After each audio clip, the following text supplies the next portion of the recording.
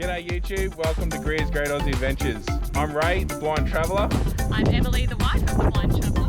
I'm Isabel, the daughter of the blind traveller. We've been travelling Australia since 2018 now. We've recently decided to share our travels with you guys. So sit back, relax, grab a pen and paper and plan that next holiday.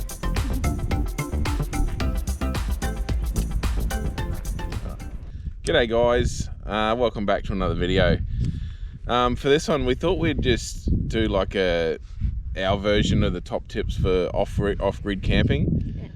Like I said, this is our view, so everyone camps differently, different luxuries. Some people use things that other people don't, vice versa. We've watched a lot of these videos on YouTube over the years and basically just don't agree with them. People say you need a lot of things that we don't use, so like I said, everyone's different, but this is just our opinion. So what have we done? Top 10? This is our top 10. Our version of it. So what do we got for number one? So number one, we're going to start off with your water pump. Water pumps. Now basically water pump is an essential to off-grid. You have to have a 12-volt water pump. But my advice is, and we've always had, is a high pressure, low volume water pump. So a normal caravan water pump might be, 17, 20 psi and pump 10, 15 litres a minute sort of thing. Therefore you're using a lot of water, showering, dishes, all that sort of stuff. And basically a few years ago we found you go to high pressure, low volume. So we run about 70 psi but only 3 litres a minute. So the way we camp, we off-grid, we still shower every day and just do like water on, get wet, water off, soap up, wash it off. But we do shower every day, do washing, dishes, everything as per normal, and 3 litres a minute makes that possible. So I think that's a big essential thing for off-gridding, is cut that water consumption right down. Yeah. All right, so number two, solar and power system. Now this is a big one. This debate goes on and on all your YouTubes and Facebook pages. There's no right or wrong to how much power you've got. The main thing is work out what you want to achieve, what you want to use, then work out how much power all that's going to consume during the day, during the night, and then make your power system cover it basically. So we run a big TV, Xbox, washing machine and charge laptop. That's basically all we do off 240. So we've only got a 600 watt inverter because that's all we need. We run 720 watt of solar through a 200 amp hour lithium battery, and that runs us indefinitely off grid. So the other day it was raining, really cloudy, and we were still putting in 25 amps, 28 amps, something like that. Just make sure you got a good quality system, because it is one thing that quality is essential. Like I said, some people might run more luxuries like coffee machines, blenders, all that sort of stuff. Therefore you're gonna need a bigger inverter, maybe a little bit more solar, but probably not. Like we run a lot of solar, and that's purely for the case of we cover all weather. But I don't know, like you might have we also got a two-way fridge. So if you got a gas fridge, 12-volt TV, you don't run an Xbox or anything, you're not going to need anywhere near the power that we run. So this is where it all comes down to how you camp and what you want to use. Set your van up according, but make sure you basically work on a rule of like 2-to-1 ratio between your solar and your batteries. We went to 3-to-1. So if you got 200 amp hour battery, you want a minimum of 400 watt of solar, minimum. That's to account on good weather. That way you're always rejuvenating every day, always fully charged. I think that's about it. That's it. All right, so number three is water storage. So this is another big one. So like I said, we shower every day. We use a lot of water. We don't skimp or anything. Like we don't go without at all. Anyway. Some people have different methods of showering, whether it's using spray bottles or bucket baths and all that. But so we carry what, 200, 300, 400 litres of water between the car and the van, or 380. 380 litres of water. If we've got laundromats and we do our washing at a laundry, we'll get over 2 weeks out of our water. If we're having to use our water for washing, then that'll obviously drop down to like a week and a half, because washing machine uses a lot of water. You're looking at like 20 litres per load of washing, and a load of washing is only, what, a day's worth of clothes for all of us? Yeah, well, we would usually put a load in our little machine, yeah, which is like one set each. one set, one day. So you can see how you chew it up pretty quick, but we can make sure we sort of carry a week's worth of clothes each anyway. Yeah. But yeah, so water storage is a big one. For you just got to work out what you want to achieve out of your water, how much you want to use it. Sort of put water in your van, do a day, and then see how much you've used, top it back up and see how much you've used. Then you work out roughly what you use per day, and then go from there, whether you want to use more or less, or just add another water tank. That water tank you might only fill up if you're going off grid. It might just be on a separate tap that you can use if you're off grid. Other than that, it sits there empty. There's just the different ways around it. Yeah. Okay, so number 4 is what we were going to call our water conservation. So the use we have of our water bottle and our sink and stuff. Yeah. Different little tricks you pick up along the way. Like, Em will put 2 or 3 litres of water in the sink of a morning, and then if you need to rinse your hands, you sort of slosh it in the water, wash your hands. The other things are like showering, turn your water on for a second, and don't even turn your shower all the way on. Just turn on a little bit, enough that you get a nice amount of water. You might need the full flow of your pump, so you can cut it down that way. Just a couple of seconds to get wet, turn your shower off, soap up, and then quickly wash your soap off. You can use, I think we timed ourselves the other night, and we were using about 4 litres to have a full shower. So yeah, you can cut it right down that way. There was something else. Yeah, so obviously you don't have hot water instantly, because you've got all the water sitting in the pipes before your shower runs in, and no one really wants to have a cold shower, especially if it's really cold outside. So we utilise water bottles. We either refill our water bottles out of the fridges while we run the hot water through, or we pop it in the sink, like Ray was saying before. We leave a little bit of reserve water in the sink for just odd dishes or hands washing.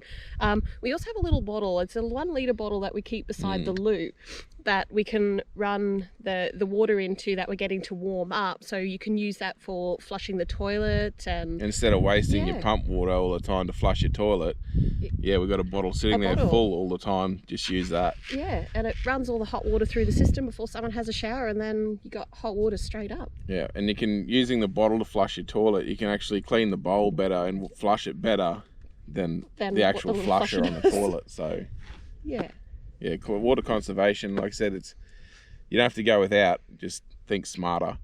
Yeah, there's ways around it to still do the same thing, but use less water doing it. Yeah. So number 5 is branching off from that one, and it's the use of like your wet and tidy wipes. So yeah, I'll take the lead on this one. So for obviously other women out there like me, I like to use my face washers and everything on a daily basis, but obviously if you're off gridding for a period of time, you can't exactly afford to be wasting too much water. So I found the good quality face wipes that you just buy at the supermarket absolutely work a treat. Use them twice a day. You feel exactly like you've washed your face when you've had a shower or got up in the morning. You also have your baby wipes, wet wipes on hand. They're great for hand washing after you've been to the loo and stuff as well. Like, instead of washing your hands. Yeah, you can use your tidy wipes for everything. If you feel like you just need a bit of a freshen up, you could use your tidy wipes and stuff, and your bench top wipes. Like, rather than filling up your sink to clean or whatever else, you could use your antibacterial bench wipes for absolutely everything. Where we were using them on the mop on the floor. We were using them on a mop. Yeah, in lieu of water, but we found a great spray from Bunnings that you can use that you don't need water for. So yeah, I highly recommend having various types of wipes on hand, because they're so worth it, and the water that you save just by using them is incredible. It's real good.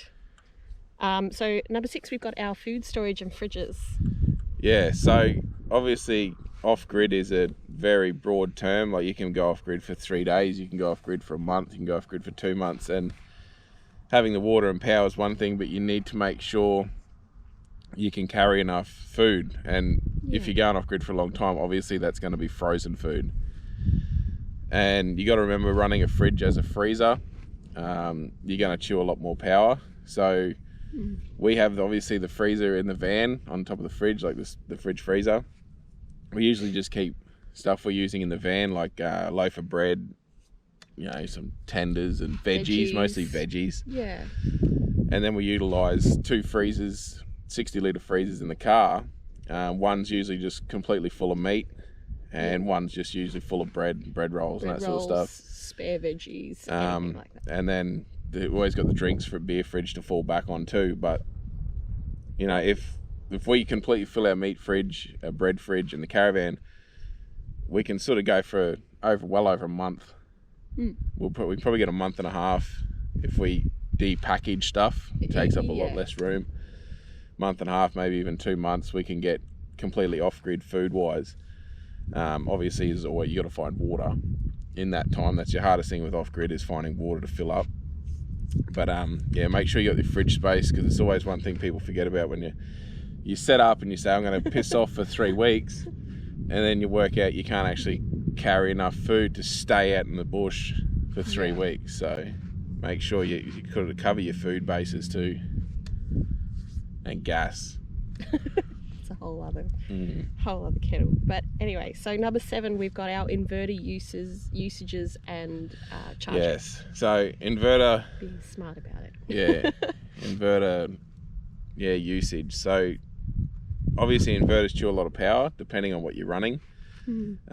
So if we're just running our TV, we'll only chew, I think it's about 6 amps.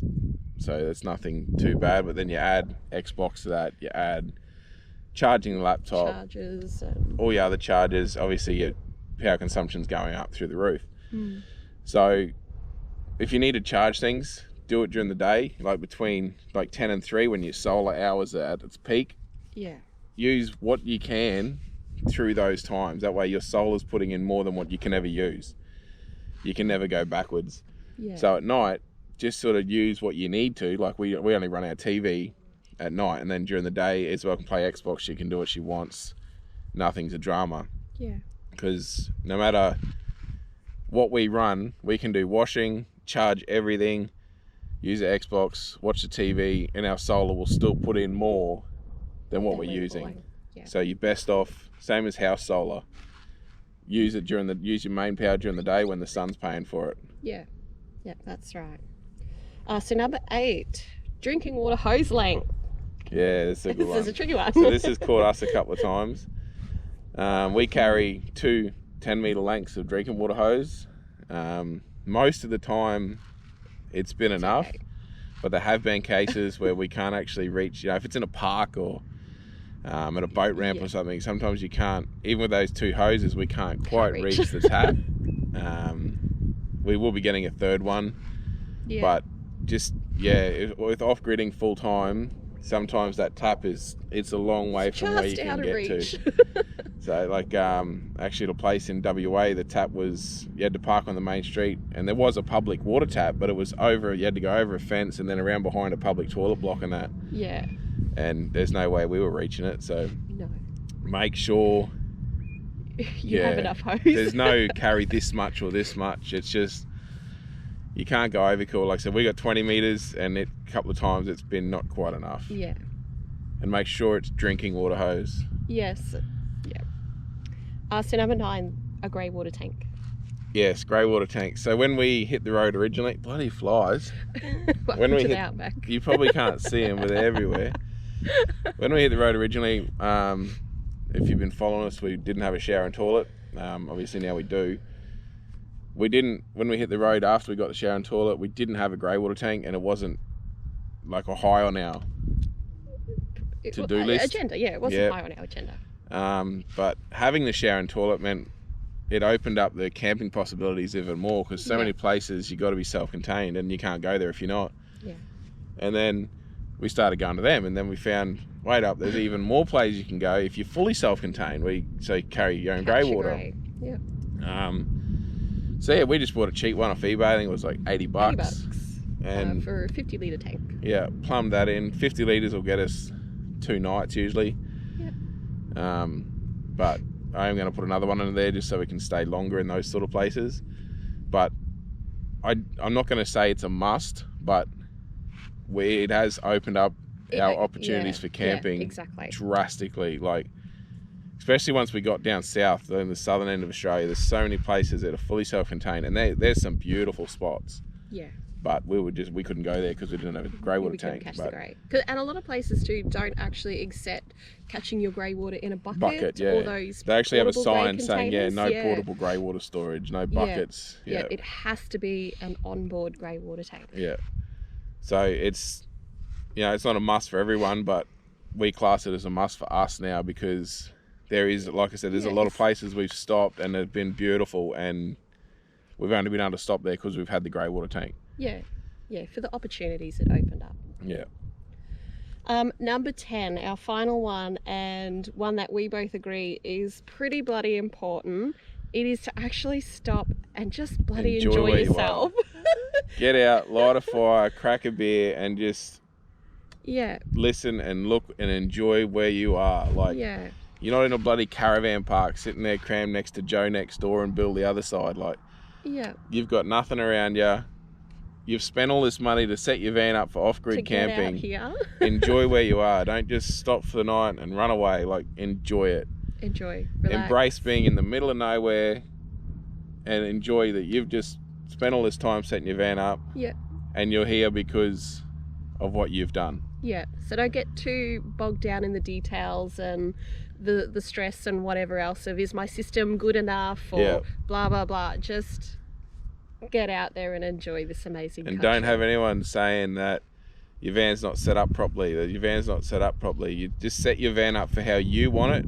How you want it mightn't be properly for old mate next door, but it's properly for you, and that's the main thing. I suppose one way to look at it too is, like, you don't go to a restaurant and everyone orders the same meal. We all order something different, so we all have different likes, different preferences. It's exactly the same for off-grid camping or caravanning in general. Everybody likes something a little bit different. We don't all enjoy going to places like this. We've spoken to so many, we've spoken to more off-grid sort of people, but there are people out there that say that, I'd never do off-grid, I'd only do van parks. And it's like, well, to us, we hate van parks. Like, I can't think of anything worse. Like, living in a van park to me is like living in an apartment complex. Yeah. And I'd never do it. It's too squishy. Not even something I like doing. So. Yeah, but it's each to their own. Exactly. There's no right or wrong, and there's no... To us, being out in the quiet middle of nowhere is just 10 out of 10. It's why we travel. It's what we love the great outdoors. Yeah, I don't want to be sitting in a van park in the middle of a town. Yeah. But yeah, so enjoy where you are. Enjoy. But basically, if you camp a similar way to us, and you use and you want to live a similar way to how we do, then there's sort of 10 must-dos, really. Yep. Yeah, like, but it is different for everybody, but hopefully it sort of steers you in the right direction and helps you set up your van for off-grid camping. Obviously, there's a lot more because the list to set up your van for off-grid is endless. But they're sort of the top 10. The main things that will If you get you going. Do them and abide by them, your off-grid experience will be better tenfold. Yeah, bang on. So we're going to enjoy this spot that we've pulled up at now. Enjoy our off-gridding. And hopefully we'll see you somewhere on the road with your van set up, and maybe we've helped you get there. Yep. So until next time, see you somewhere along the road.